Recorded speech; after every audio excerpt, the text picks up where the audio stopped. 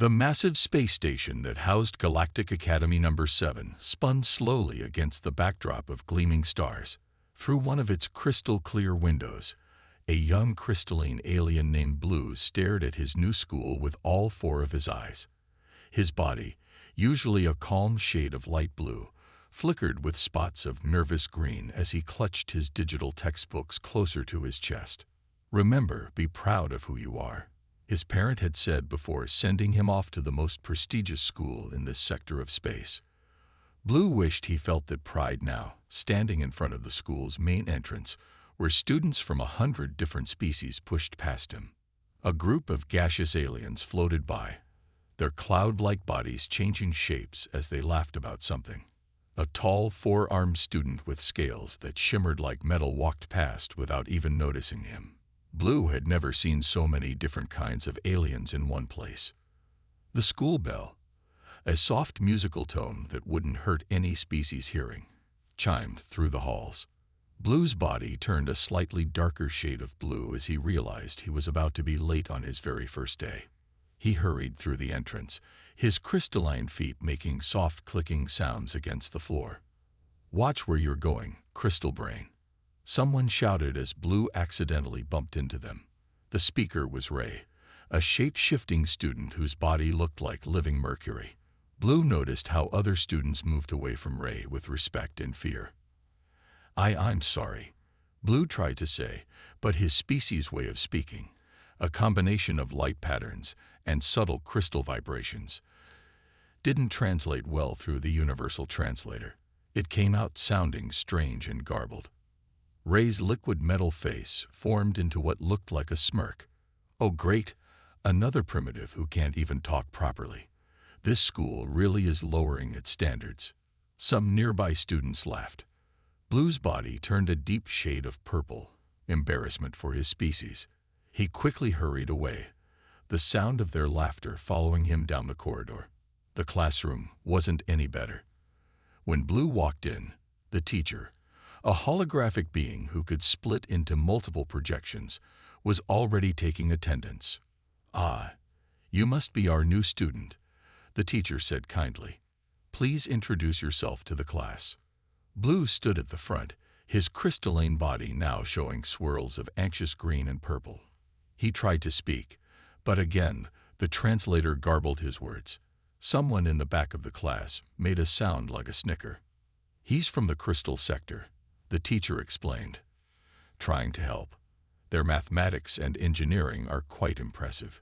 "If they're so impressive, why did they need our help to develop space travel?" Someone whispered loud enough for everyone to hear. More laughter followed. Blue quickly made his way to an empty seat at the back of the class. As he sat down, he noticed a human student watching him from 2 rows over. The human didn't laugh or whisper with the others. He just gave Blue a small nod before turning back to his tablet. Throughout the morning classes, Blue tried his best to stay invisible. He was good with numbers and easily solved the quantum physics problems, but he didn't raise his hand to answer any questions. Every time he had to speak, the translator made his words sound strange, and someone would always laugh. During lunch period, Blue found a quiet corner in the massive cafeteria. He watched as different species grouped together at their tables, the energy beings floating near the ceiling, the silicon-based life forms sharing mineral supplements, the shapeshifters showing off by mimicking famous beings. Then he noticed the human from his class sitting alone too. Humans were among the newest species to join the galactic community, and many of the advanced species looked down on them as primitives. The human was eating something from a container and reading from a tablet, seemingly unbothered by his isolation. For a moment, Blue's body shifted to a curious shade of yellow as he wondered what it would be like to sit with someone else. But then he remembered the laughter from earlier, and his color returned to a sad, deep blue. He turned his attention back to his own meal, carefully absorbed minerals that helped maintain his crystalline structure, and tried to convince himself that being alone wasn't so bad. He had no idea that this lonely first day would soon lead to the biggest change Galactic Academy Number 7 had ever seen. 3 days into his time at Galactic Academy Number 7, Blue learned that being invisible wasn't an option anymore. It started during advanced mathematics class, where he made the mistake of solving a complex quantum equation faster than anyone else. Correct. The holographic teacher beamed, splitting into 3 excited projections. Blue has found an elegant solution using crystal matrix calculations. This method is actually more efficient than our standard approach. Blue's body flickered with happy pink colors for just a moment before he caught Ray's reflective eyes, staring at him from across the room. The shapeshifter's liquid metal face twisted into something ugly, and Blue's colors quickly faded back to a dull blue. After class, Ray and his friends cornered Blue in the less-traveled gravity tube section of the station. Ray had shifted his body to mimic Blue's crystalline form, but made it look twisted and ugly. "Look at me. I'm a walking rock who thinks he's smart," Ray mocked, his liquid metal body distorting Blue's natural shape. The other students, a plasma being named Spark, and 2 silicon-based twins, laughed at the cruel imitation. "Please," Blue tried to say, his translator crackling with static. "I don't want trouble. Even your words come out broken." Spark crackled, his plasma body flaring with mean-spirited amusement. "Maybe you should go back to your crystal cave and count rocks." Blue's body turned deep navy with distress as Ray shifted closer, now taking the form of a crystalline crusher, a mining machine used to break down minerals. Or maybe we should see what's inside a primitive crystal being. For science, of course. From around the corner, Tom, the human student from Blue's class, watched the scene unfold. He was heading to the library when he heard the commotion. Most students would have walked away. After all, getting involved would only make them a target too. Besides, this was how things worked in the galaxy. Advanced species were at the top, and they made sure everyone knew it. But Tom remembered his first week at the academy, when everyone had called humans primitive apes and laughed at their simple technology. He remembered eating lunch alone and wondering if he'd ever fit in at this school. Looking at Blue's navy-colored distress, Tom saw himself. "Hey," Tom's voice echoed in the gravity tube. "The teacher wants to see Blue. Right now." Ray's liquid metal body rippled with annoyance as he turned to face Tom. Since when do primitives interrupt their betters?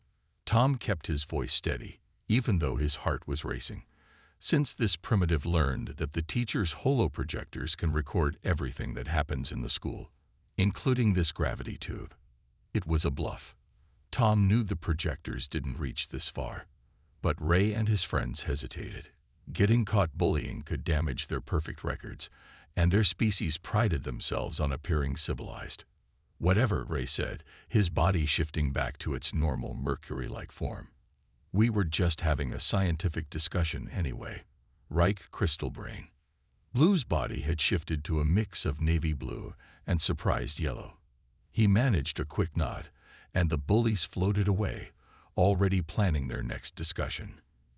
"Thank you," Blue said softly, his translator working better now that he was calmer. His colors slowly returned to their normal light blue, with small streaks of grateful gold. "I'm Tom," the human said, offering a simple smile. "Want to walk to the library together? I could use help understanding crystal matrix calculations."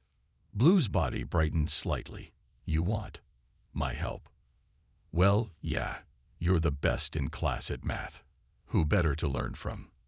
As they walked to the library, Blue felt his colors shift to include a warm shade he'd never made before. He didn't know it yet, but this was the color of friendship, something he'd never expected to find at Galactic Academy number 7, especially not with a human. Behind them, Ray watched from around a corner, his liquid metal form bubbling with anger. This wasn't over. No primitive species, crystal or human, was going to show up his kind in his school. He just needed to plan something bigger, something that would put both of them in their place for good. The library of Galactic Academy number 7 was a massive room that curved with the station's hull, its wall-to-wall windows offering a breathtaking view of the galaxy. Tom sat at one of the study tables, surrounded by holographic displays showing information about crystalline species. "So your whole planet is made of living crystals?" Tom asked, his eyes wide with wonder as he looked at images of Blue's homeworld. Blue's body shimmered with happy pink spots. "Yes, our cities grow from the ground up, and we shape them with our thoughts." His translator was working better now that he was relaxed. "But most species think we're just rocks." "That's because most species are too lazy to learn about others," Tom said, flicking through more information. "Did you know humans used to think silicon-based life was impossible? Now look at the silicon twins in our class." Over the next few hours, Tom learned amazing things about Blue's people. They could communicate through light patterns in their crystal bodies, solve complex mathematical equations by growing new crystal structures, and even store memories in their crystalline patterns. "That's why you're so good at math," Tom realized. "You don't just solve equations, you become them." Blue's body turned a bright, happy yellow. No one had ever been this interested in understanding his species before.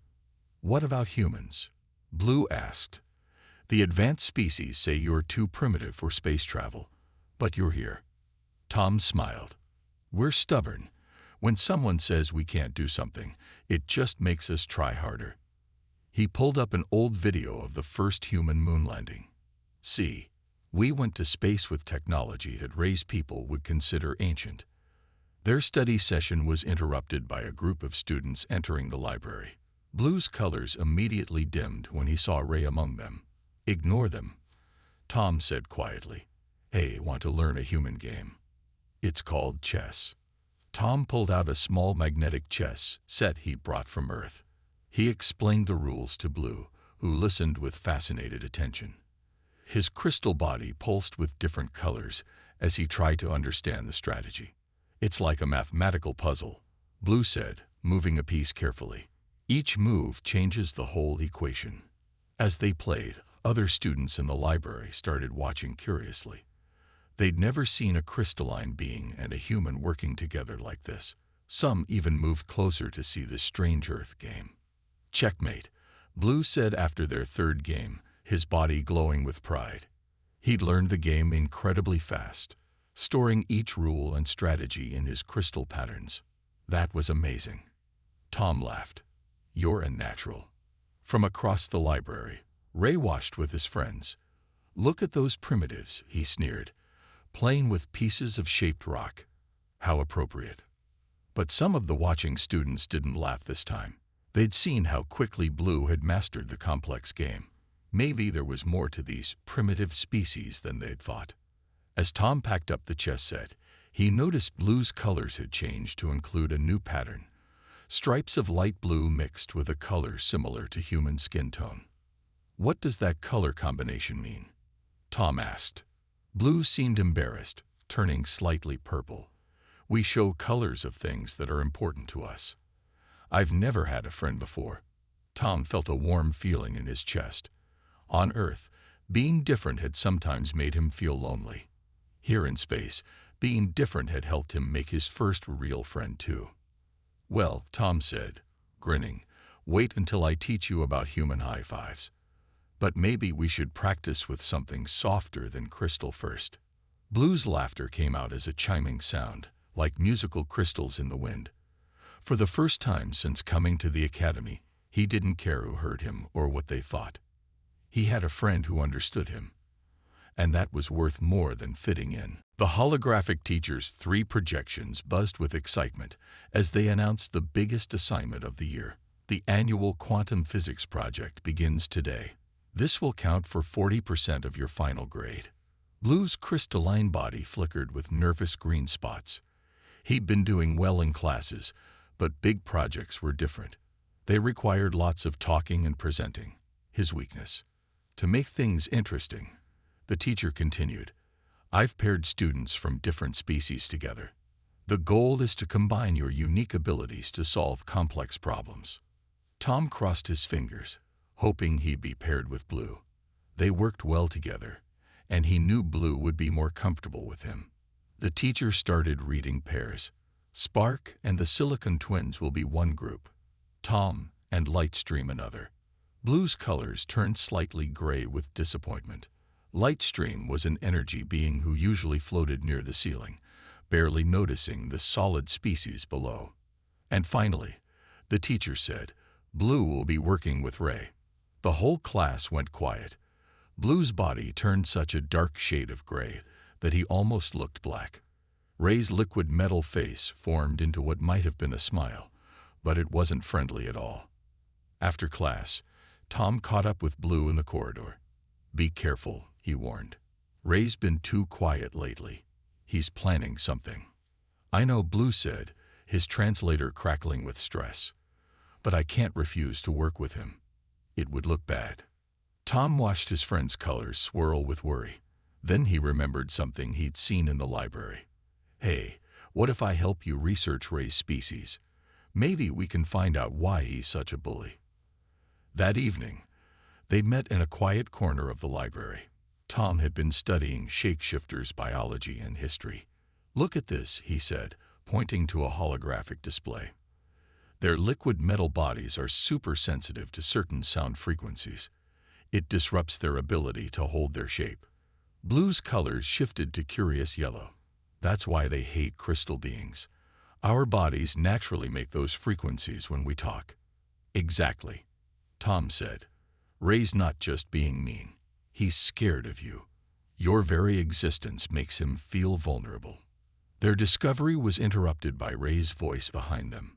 Well, my project partner is hanging out with the primitive ape again." Blue turned around slowly, his gray fear color returning.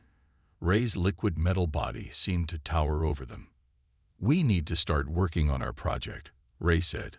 "Alone, unless you want to fail." Blue looked at Tom, who gave him an encouraging nod. "You've got this," Tom whispered. "Remember what we learned." As Blue followed Ray to another study area, his colors weren't quite as gray as before. Knowledge, he was learning, was a kind of power too. "Listen, Crystal Brain," Ray said once they were alone. "Here's how this will work. I'll present the project. You'll stay quiet and let me take credit for the work. If I don't?" Blue asked, and for the first time, he didn't try to stop his natural crystal vibrations when he spoke. Ray's body rippled slightly, trying to maintain its shape against the sound. "Just do what I say." But Blue had seen the ripple. Tom was right. Ray wasn't all-powerful. He was just scared and trying to hide it by making others scared too. Blue's body began shifting to a brighter color, closer to his natural light blue. "I think," he said carefully, still letting his crystal vibrations carry through the translator, "we should split the work equally. We might both learn something."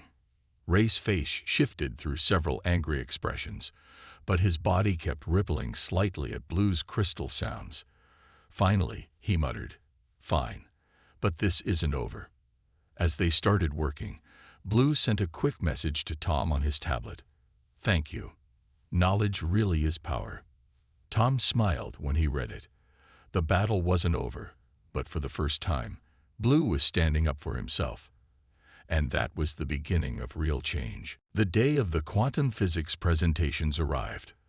The classroom was packed with students, and even some teachers from other classes. Blue's crystalline body showed swirls of nervous green as he and Ray waited their turn.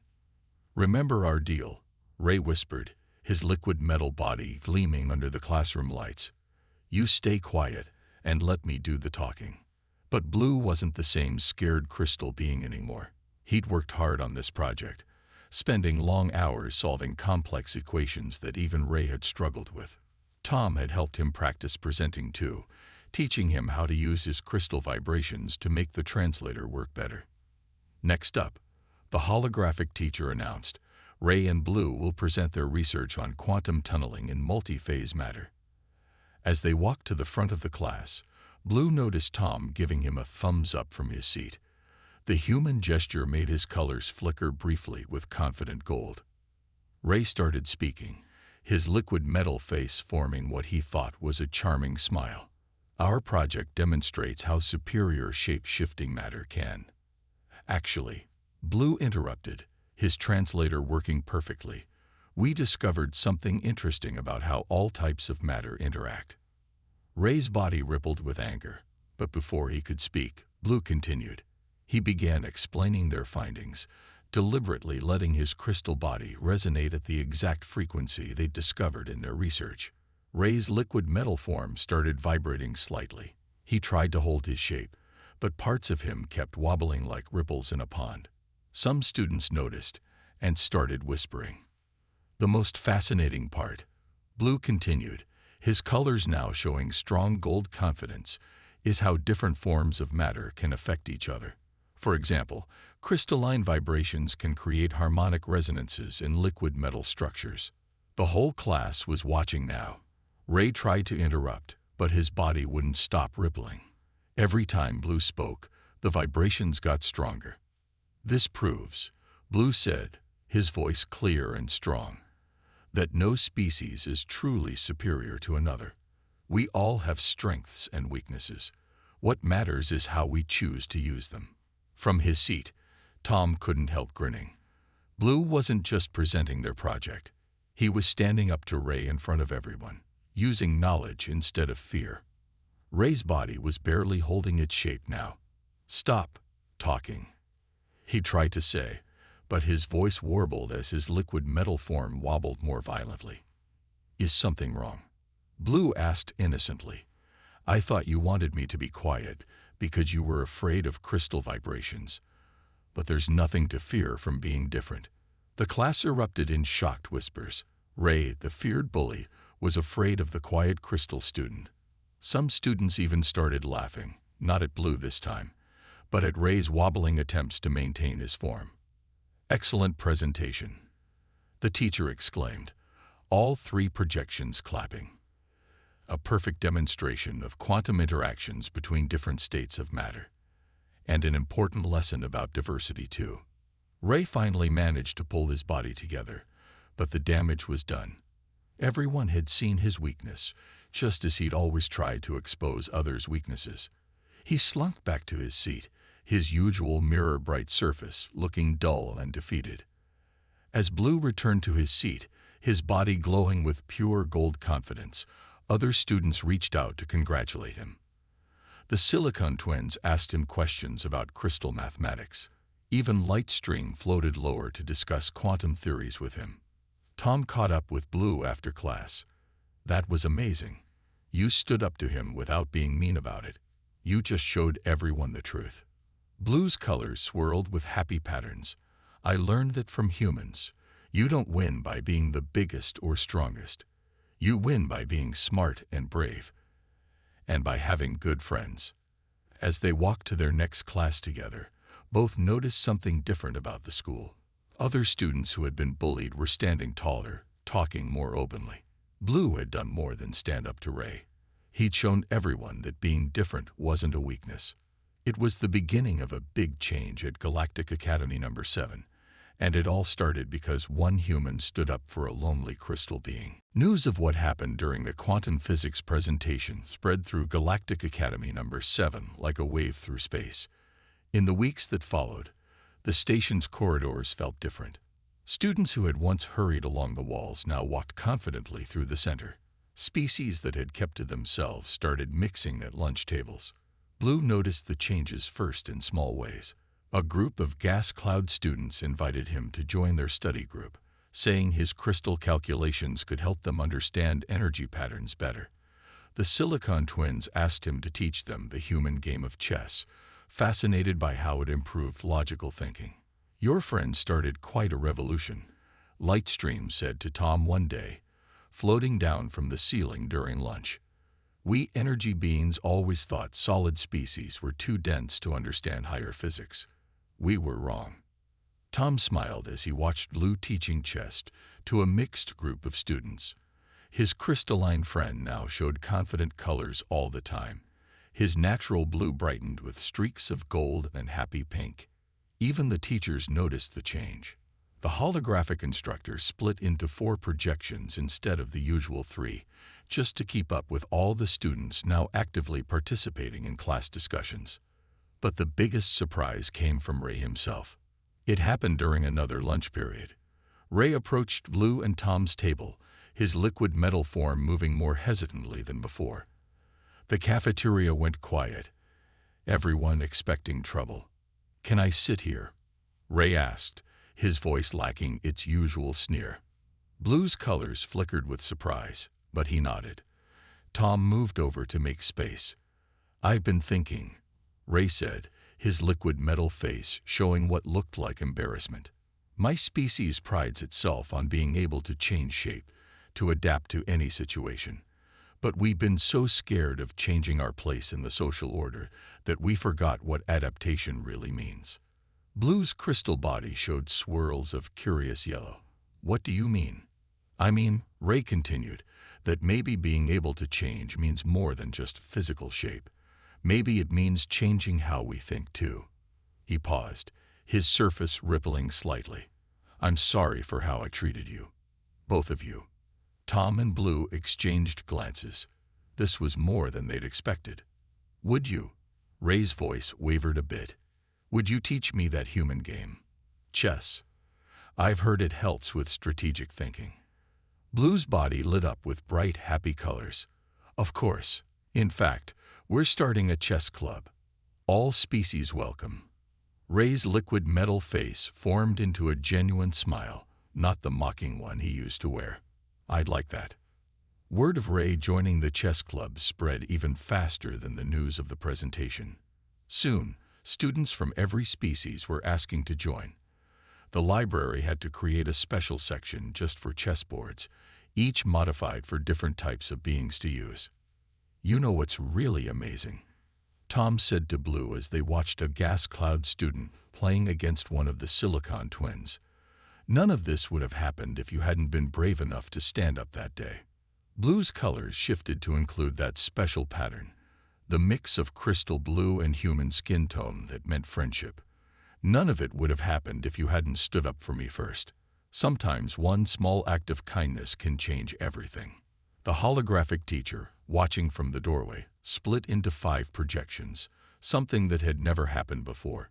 Each projection showed a different expression of happiness as they observed their students working together, learning from each other's differences instead of fearing them. In the space station's great windows, stars twinkled as Galactic Academy No. 7 continued its spin through space.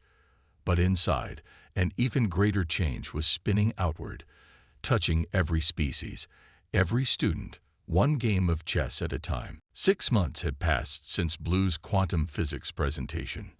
The halls of Galactic Academy No. 7 buzzed with excited chatter as students rushed to attend the first interspecies science and culture fair, an event that would have been unthinkable just half a year ago. The main hall had been transformed. Holographic displays showed projects from every species. The Silicon twins had created a crystal garden using Blue's mathematical formulas. Ray's liquid metal form rippled with pride next to a display about harmonic frequencies in different species communications. "Can you believe this all started with a chess game?" Tom asked, helping Blue set up their joint presentation on human crystal hybrid computing. Blue's crystalline body shimmered with happy colors, the confident gold now permanently mixed with his natural blue. "Actually, it started with you standing up for someone who was different." Their display attracted a crowd. Students who once avoided primitive species now eagerly asked questions about Earth's technology and crystal mathematics. Even the school administrators had come to see what all the excitement was about. "Extraordinary," the head administrator said, their energy form pulsing with approval. "We've received requests from other galactic schools to implement similar programs. They want to know how we achieve such remarkable interspecies cooperation." Lightstream, who had become a regular at the chess club, floated down from the ceiling. "It's quite simple, really. We learned that different doesn't mean better or worse. It just means different." The Silicon twins nodded in agreement, their crystalline structures reflecting Blue's happy colors. "Like in chess," they said together, "each piece moves differently, but they're all needed to win the game." Ray, who now helped younger students learn about different species, moved his liquid metal form next to Blue. "Remember when I thought crystal vibrations were something to fear? Now I use them to help shapeshifters learn better control. Our weaknesses became our strengths." Tom watched as Blue's colors shifted to display a new pattern, one that combined all the colors he'd learned to show over the past months. Gold for confidence, pink for happiness, blue for calm, and that special human skin tone that meant friendship. The annual school rankings just came in, the holographic teacher announced, splitting into a record 6 projections from excitement. Galactic Academy number 7 has been rated the most innovative and inclusive academy in the sector. Cheers erupted from all species. Gas cloud students swirled in celebration patterns. Energy beings pulsed with bright lights, and solid-form species stamped and clapped. The sound should have been chaotic, but instead it created a strange, beautiful harmony, like the whole school had become one united being made of countless different parts. "You know what the best part is?" Blue said to Tom as they watched the celebration. "Nobody feels alone anymore. Every student who comes here now will know they belong, no matter what they're made of or where they're from." Tom smiled. And it all started because one crystal being was brave enough to be different. Blue's colors swirled with emotion. No, it started because one human was kind enough to be a friend. Above them, through the station's huge windows, the stars seemed to twinkle more brightly than ever. Somewhere out there, new students were preparing to come to Galactic Academy number 7. They would arrive expecting to find the strict species hierarchy that still existed in much of the galaxy. Instead, they would find something much better, a place where differences were celebrated, where friendship crossed all physical boundaries, and where being primitive or advanced mattered far less than being kind. "Ready for our presentation?" Tom asked, gesturing to the waiting crowd. Blue's body glowed with all his friendship colors. "Ready. Let's show the galaxy what humans and crystals can do together." As they stepped forward to present their project, both friends knew that this wasn't just an ending. It was a beginning.